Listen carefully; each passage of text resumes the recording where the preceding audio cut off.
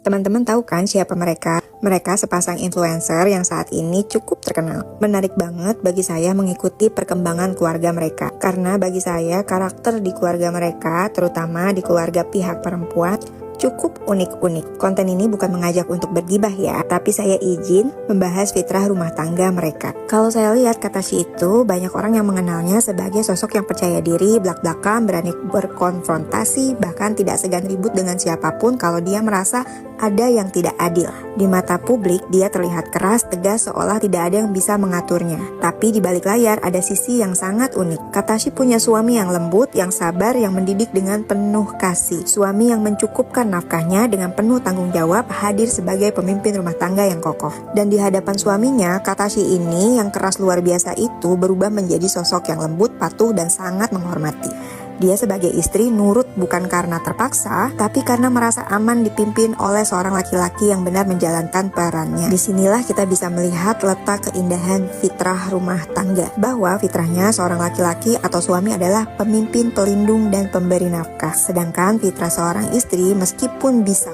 kuat di luar, tetaplah hatinya butuh dipandu, dijaga, dan disayangi. Banyak perempuan hari ini terlihat keras, ngotot, bahkan seakan ingin mengambil alih peran laki-laki. Tapi sesungguhnya mereka hanya sedang mencari tempat yang aman untuk kembali pada fitrahnya. Ketika ada suami yang hadir dengan tanggung jawab, penuh kasih, dan mampu membimbing, maka selembut itu pula hati seorang perempuan akan mengikutinya. Katashi hanyalah salah satu contoh yang bisa kita lihat sama-sama. Seberapa jahat dunia dan seberapapun kejam mulut netizen, selama suaminya ada di sampingnya melindunginya, maka dia akan baik-baik saja. Ya, bahwa seorang istri sehebat dan setegas apapun di luar sana tetap akan lembut dan tenang saat berhadapan dengan suami yang memimpin sesuai dengan fitrahnya. Inilah letak keseimbangan rumah tangga ketika suami dan istri kembali pada fitrahnya masing-masing, yaitu suami menunaikan perannya dengan penuh cinta dan tanggung jawab, maka istri akan lebih mudah juga kembali pada fitrahnya menjadi pengikut dengan penuh hormat. Maka rumah dan rumah tangga pun menjadi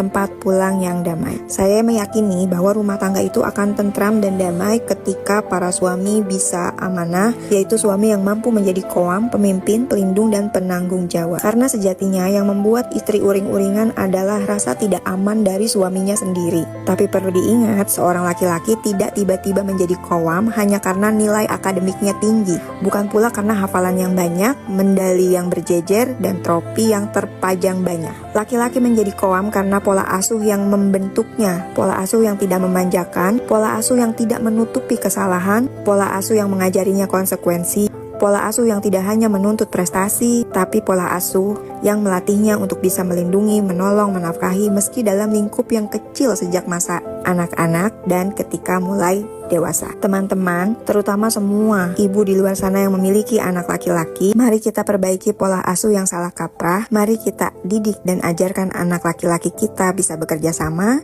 membantu di rumah, berani menghadapi kesulitan. Sebagai orang tua jangan ragu menempa mereka dengan tanggung jawab. Mudah-mudahan anak laki-laki kita menjadi pria dewasa yang tidak lari dari beban hidup, tidak lari dari keluarganya, dan siap berdiri tegak sebagai seorang pemimpin, pelindung, dan pemberi nafkah untuk keluarganya.